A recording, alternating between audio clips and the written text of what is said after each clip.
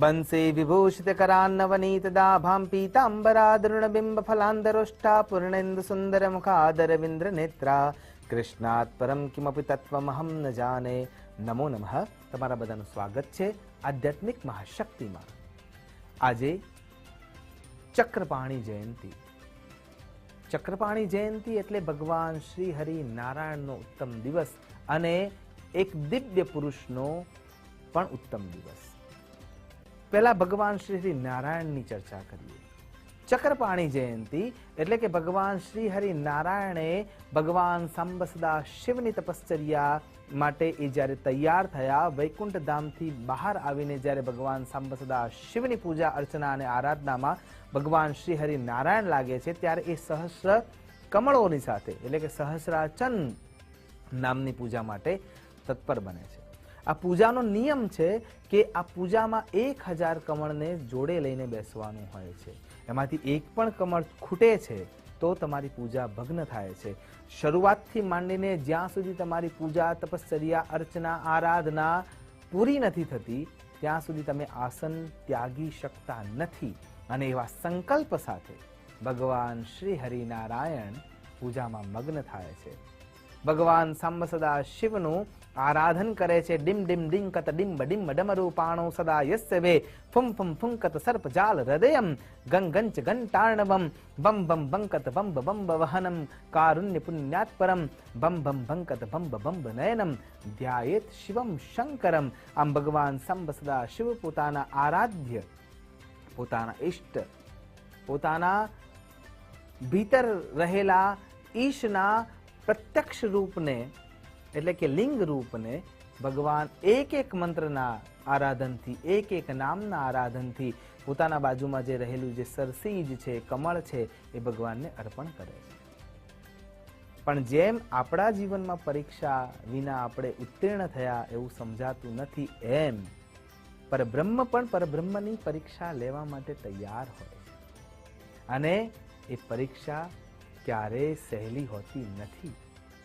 ભગવાન શ્રી હરિનારાયણ તપશ્ચર્યામાં લીન છે અને ભગવાન સાંબ સદા શિવ પરીક્ષાના હેતુથી એક કમળ ઓછું કરી લે છે. એટલે કે ત્યાંથી એક કમળ ઓછું છે.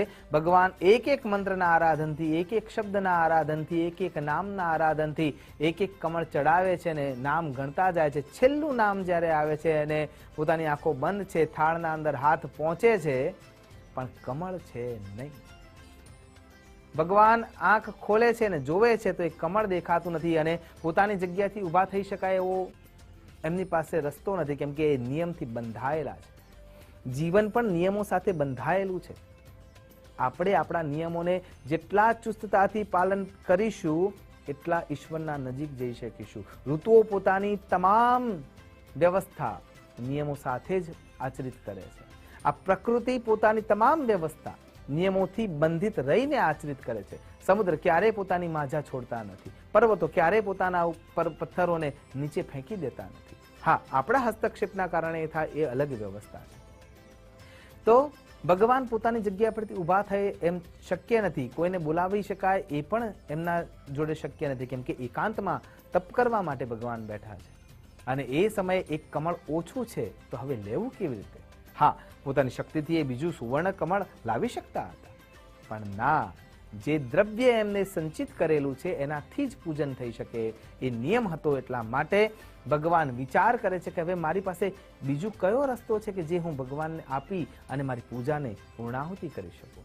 અને પછી એમના મનમાં સ્મરિત થાય છે કે મારી જે આંખો છે એ પણ કમળ જેવી છે. મને લોકો કમળ નયન તરીકે પૂજિત કરે છે, સરસીજ નેત્રા તરીકે પૂજિત કરે છે. અને મારા કમળ જેવી આંખોમાંથી ભગવાન બાજુમાં જે તીર છે એ તીર લઈ અને પોતાની એક આંખ કાઢી અને ભગવાન સાંબ સદા શિવના લિંગ ઉપર અર્પણ કરે છે. ભગવાન મારો ભોળોનાથ ત્યાં પ્રગટ થઈ જાય છે અને ભગવાનને સુદર્શન ચક્ર ભેટમાં આપે છે. તો આ થઈ ભગવાનની આરાધના. અને આપણે આપણી આરાધનામાં પણ એવી પ્રશસ્તતા દાખવીએ તો ચોક્કસ આપણને ઈશ્વર પ્રાપ્ત થાય છે અને થાય જ છે. આ દિવસે ચક્રપાણી જયંતિ છે. એ ચક્રપાણી મહારાષ્ટ્રમાં થયેલા ચાંગદેવ છે અને એમની જયંતિ આજે જોવા મળે છે.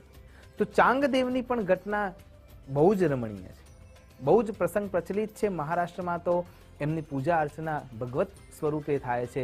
પણ જ્યારે આપણે વિચાર કરીએ તો ચાંગદેવ મહારાજની જે સ્થિતિ છે એ સ્થિતિ અને એમની સેવા પ્રકલ્પતા છે, એમને સ્ત્રીઓના ઉત્થાન માટે સૌથી વધારે યોગદાન આપ્યું. તંત્ર, મંત્ર, યંત્ર આ ત્રણેયના દ્યોતક એટલે કે ચાંગદેવ. પ્રસંગ એક અદ્ભુત છે, એટલા માટે એને વર્ણિત કરવા માટે જઈ રહ્યા છીએ.